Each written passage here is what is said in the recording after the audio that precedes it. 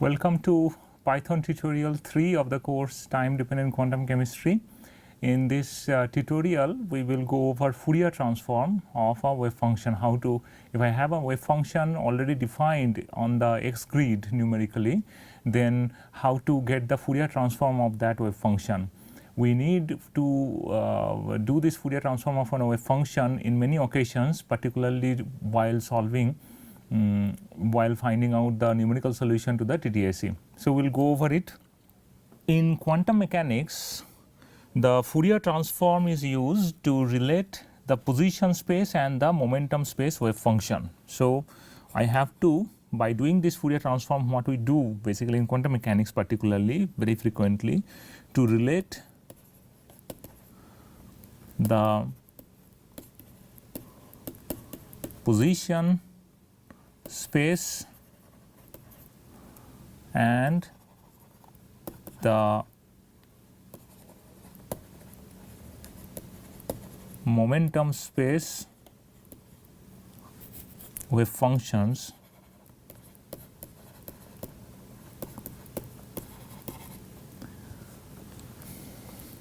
so position space so if we want to convert from position space, so in the position space we know that we are expressing the wave function as psi xt, and if we want to convert it to momentum space, so this is the equation which we use, this is the Fourier transform equation we use for the forward Fourier transform. On the other hand, and we know that this kind of wave function in position space in the programming language, they can be presented in the grid representation.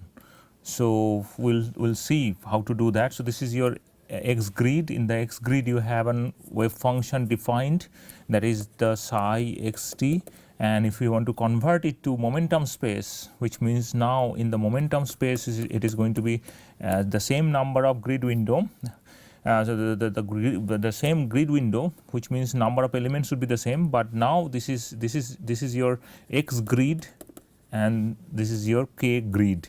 K grid is representing the momentum space, and in the momentum space we have to find out what would be the representation of the wave function, and this is going to be phi kt. So position to momentum space Fourier transform, and then inverse Fourier transform will give me again momentum space to position space. So one can convert these two representations very easily by doing this Fourier transform. The position space represents the x space, which is the coordinate space, and momentum space represents the k space, where momentum space, this k is defined by 2 pi by lambda, which we'll see why the definitions are like that. And we know that 1 by lambda is a wave number,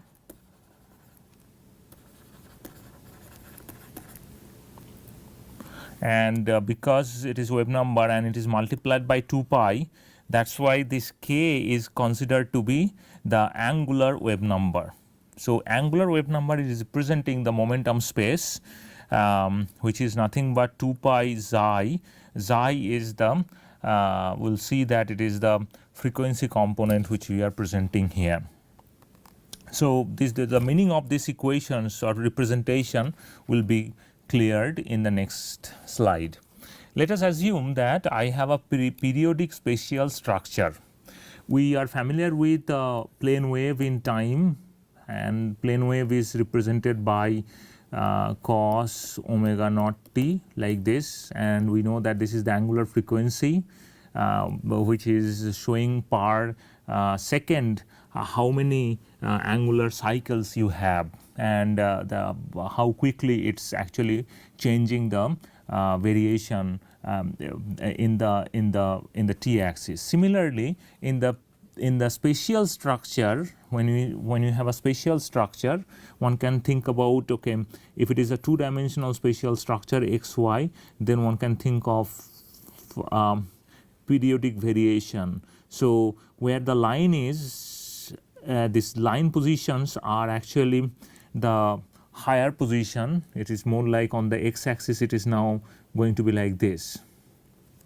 So let's say there is an hill, and then there is a valley, then there is a hill, then there is a valley. This is the way periodic structure is changing on the space. And if I have the change, then the change is controlled by how quickly the change is happening, that is controlled by this k value.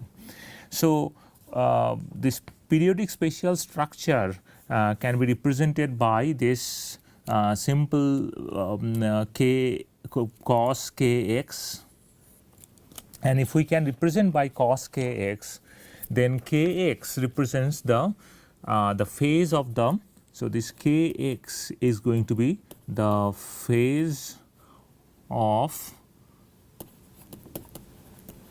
the spatial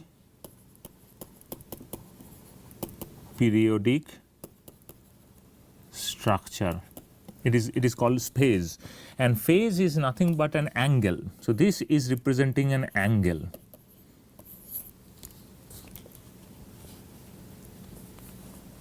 And this is why k, this k is representing the magnitude of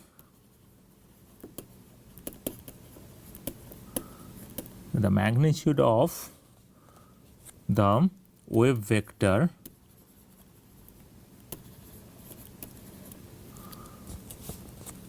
characterizing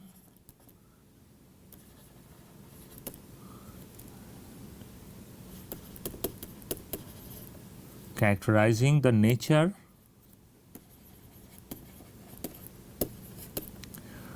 of the periodic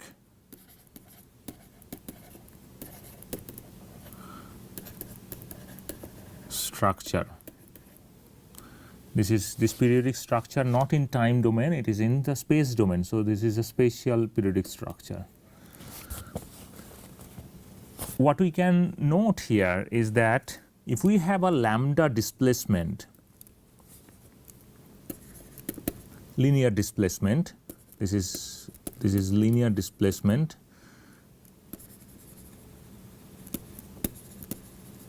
this is equivalent to 2 pi phase shift. So this linear displacement along this direction can be correlated with an angular shift.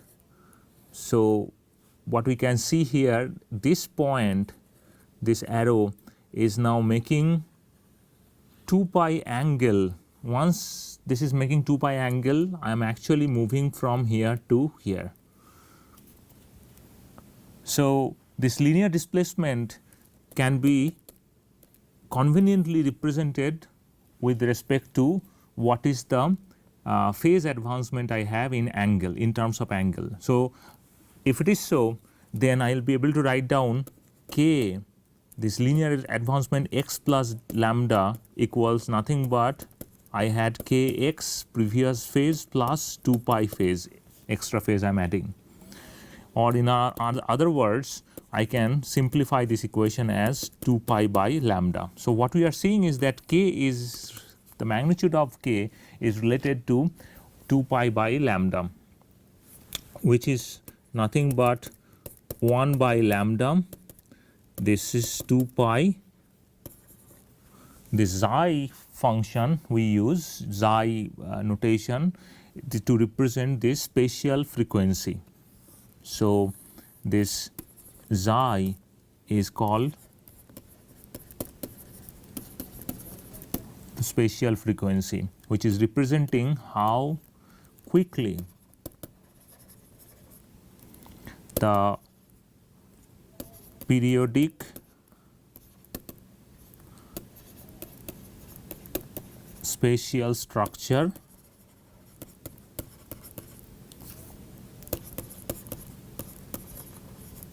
repeats per unit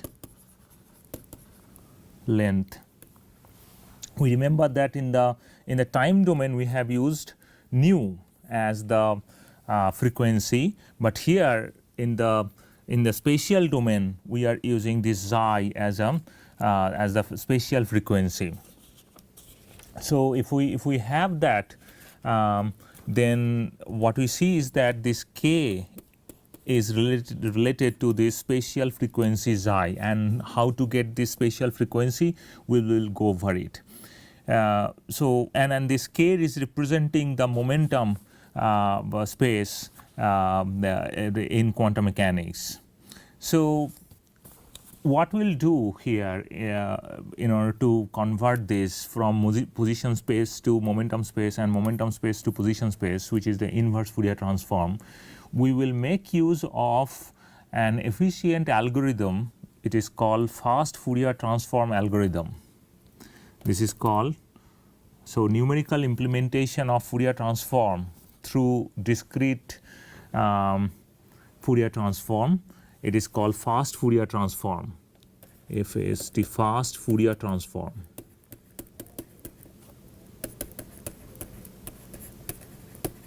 So this is the algorithm which we use, FFT algorithm, to transfer this function. So basic idea is that this is an analytical expression, and one cannot use this kind of analytical expression. We have to define, we cannot use this minus infinity to plus infinity limit. We have to always think about a finite limit. So in the finite domain, we will say that x has a minimum value and x has a maximum value, and this is the grid which we create first, and on this grid we will represent psi xt, and we know that how to represent this psi xt. Once we represent that psi xt in the position space. So this is the step number 1, how we are going to perform this Fourier transform with the help of fast Fourier transform algorithm. So first we have to represent the wave function in a finite grid, and we know how to select those finite grids. And when you are selecting the finite grids, we have to make sure that at the boundary of the grid the wave function should go to 0. And because we cannot use minus infinity to plus infinity limit in the finite grid in that numerical method. Now once we have represented the wave function in the x grid, then all we need to do is that there are two things we have to find out. There are two points we have to take care. First point is going to be, we have to now create the k grid.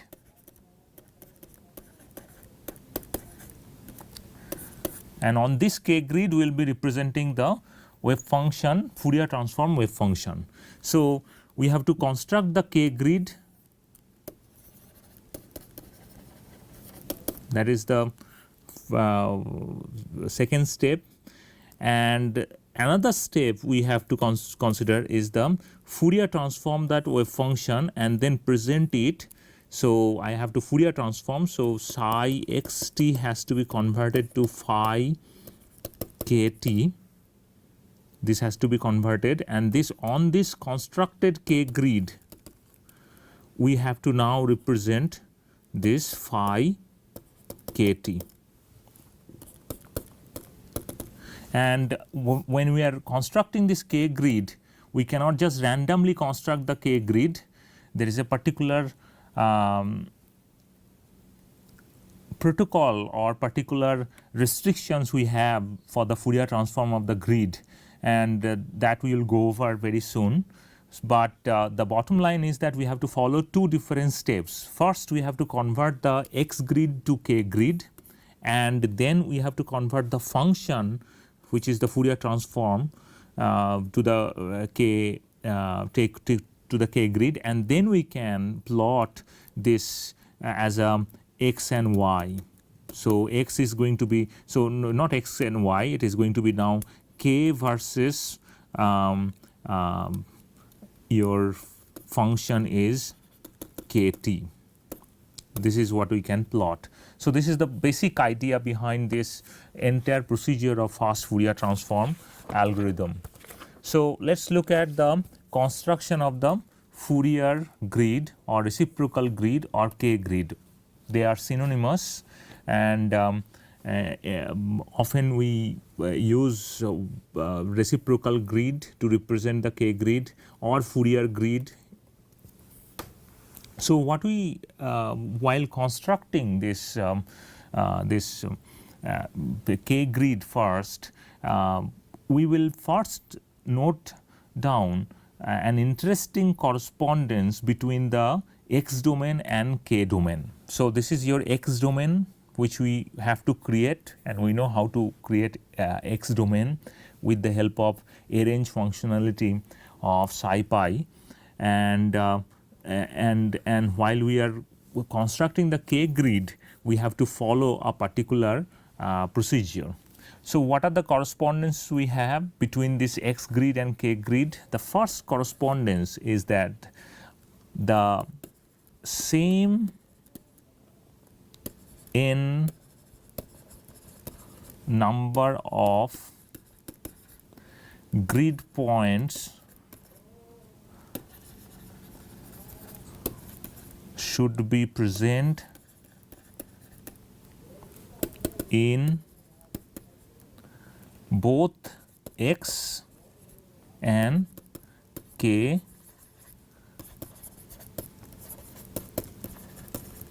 representations. So in the X grid, when you have represented the X grid, let's say this is starting from x naught and this is going to xn minus 1, which means that I have n number, n total n grid points we have in the X grid. In that case, when we will be constructing the K grid, I should have the same grid window. It is called grid window,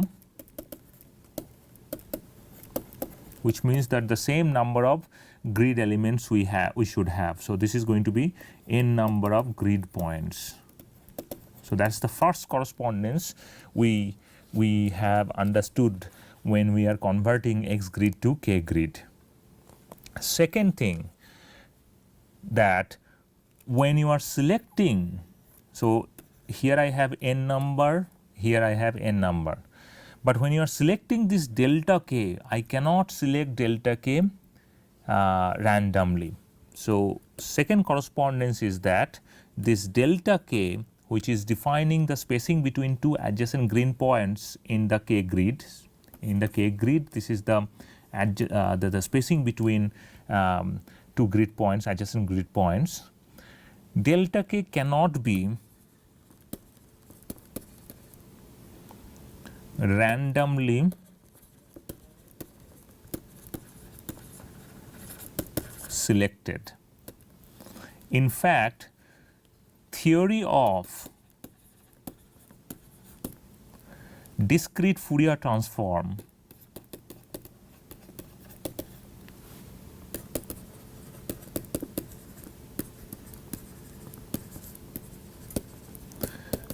abbreviated as DFT, discrete Fourier transform, establishes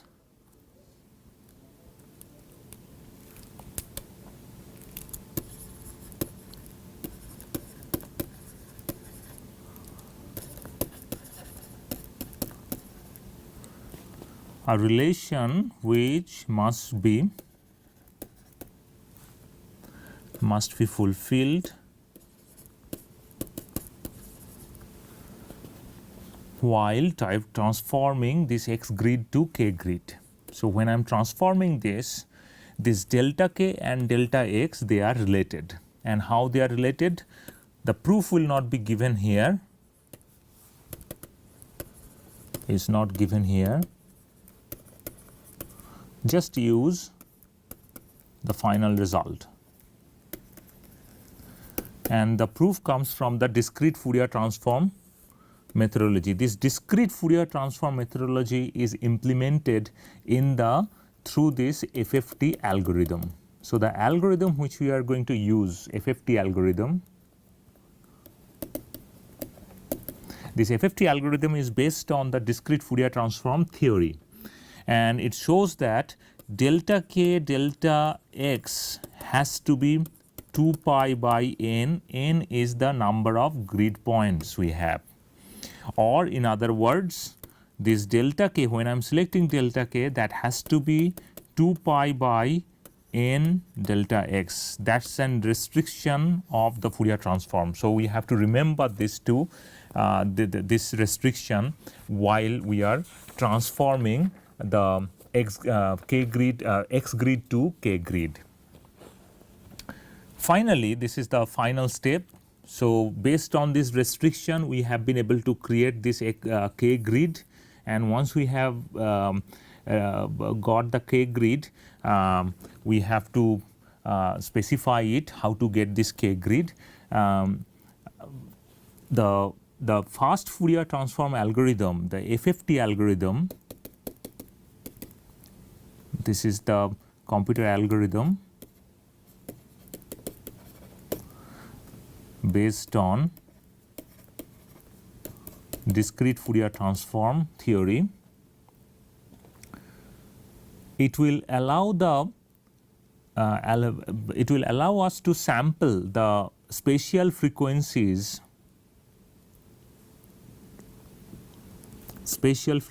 defined by this, and that spatial frequency will be defined by this expression,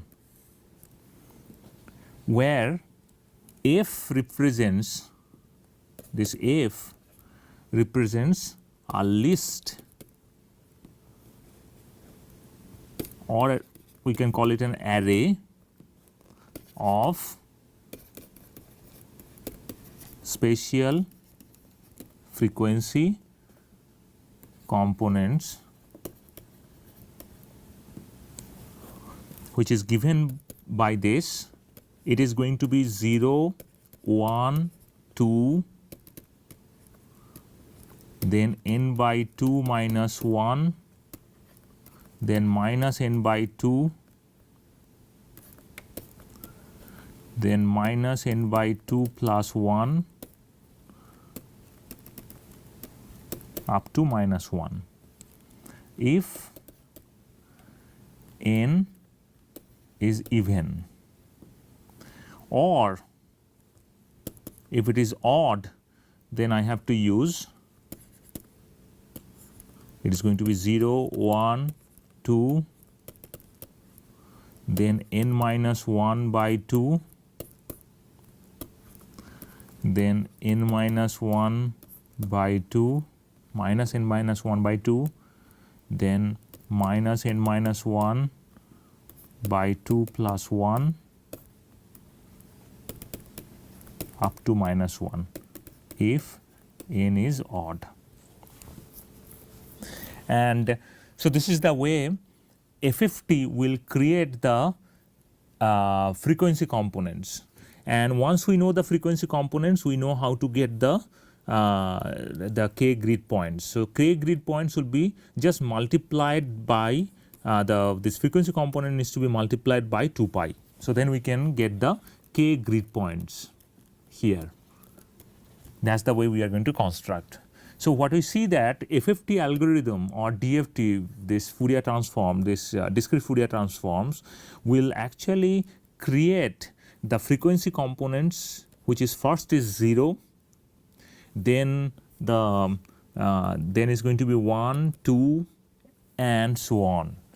Okay, and we have also negative components as well, because negative components comes from the fact that in the Fourier transform it is a complex notation, and once complex notation is converted, we get the negative frequencies as well. In practical purpose, we can neglect those negative frequencies, but for the completeness of the theory, negative components should be there. We will continue this session in the next class.